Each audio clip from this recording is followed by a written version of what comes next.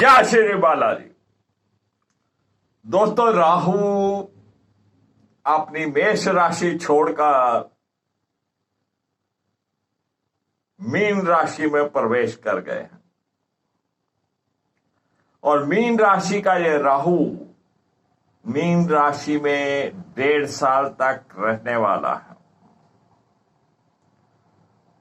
और राहु जैसे ग्रह जब 1.5 साल एक स्थान पे बैठते हैं तो हमारे जीवन को बहुत प्रभावित करते हैं। और आज के इस वीडियो में हम बात करने वाले हैं तुला लग्न की। तुला लग्न के लिए राहु का ये गोचर क्या फल देगा, क्या सावधानियां रखनी है, क्या उपाय करने हैं।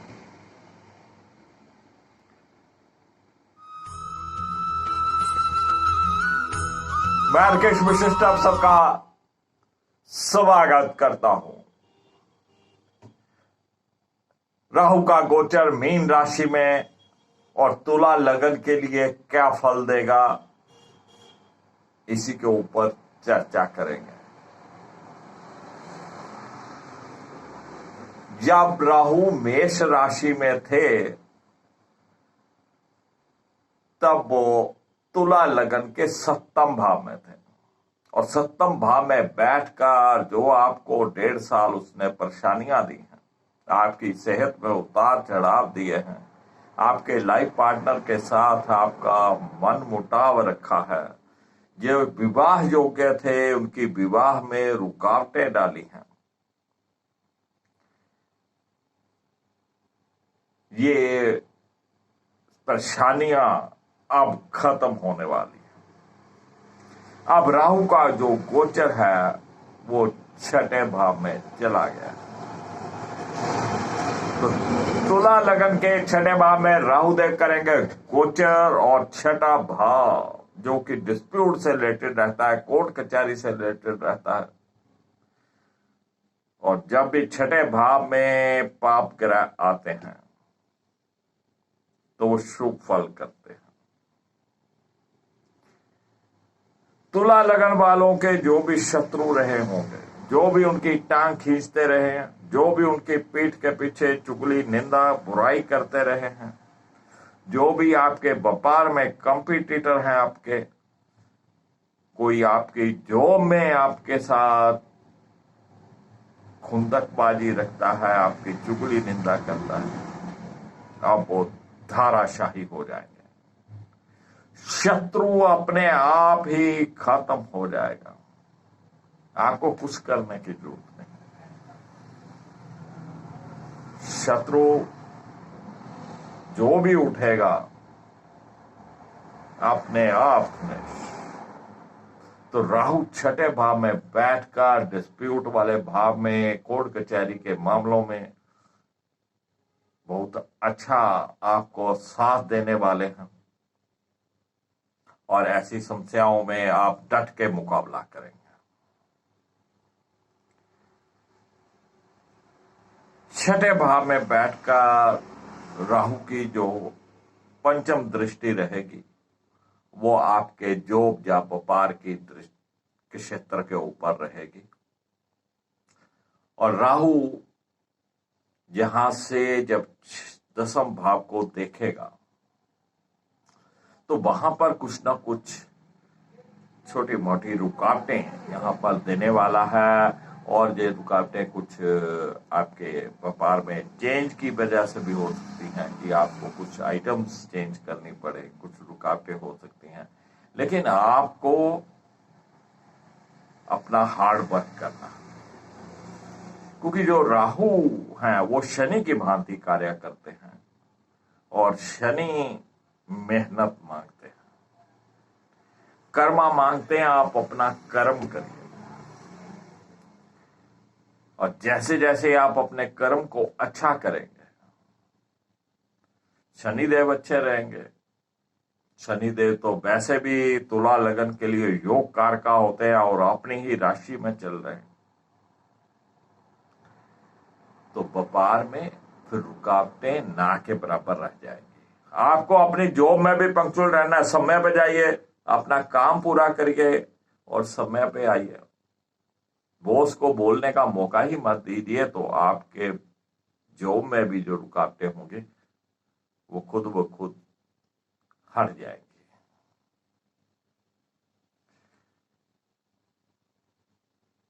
छठे भाव से राहु की सप्तम दृष्टि द्वादश भाव के ऊपर रहने वाली है, और द्वादश भाव के ऊपर जब पाप ग्रह की दृष्टि रहती है तो खर्चों में बढ़ोतरी होती है और आलतू फालतू के कार्यों में खर्चे, अननेसेसरी खर्चे जो आपने सोचे नहीं होते वो भी हो जाते हैं। और ये 12वां भाव सरकारी दंड से संबंधित भी है, तो कहीं ना कहीं कुछ सरकारी दंड भी लग सकता है, तो कोई चालान कट जाए, कभी कभार को बिजली का बिल जरा 2-4 दिन लेट भर दीजिएगा, 10-15 रुपए 20 रुपए जुर्माना भर दीजिए, तो राहु का जो प्रभाव भी शांत हो जाएगा। और द्वादश भाव के ऊपर राहु की दृष्टि होने से रातों की नींद उड़ जाया करती है, नींद कम आने लगती है। तो थोड़ा सा अपना शेड्यूल चेंज कर लीजिए, समय पे सोने का प्रयास करिए।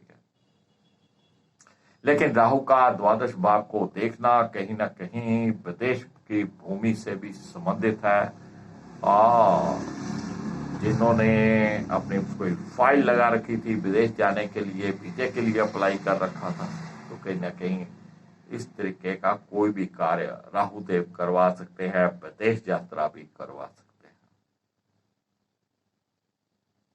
अब छठे भाव से जो राहु की नवम दृष्टि रहने वाली है वो रहेगी हमारे द्वितीय भाव के ऊपर, और द्वितीय भाव होता है हमारे परिवार का।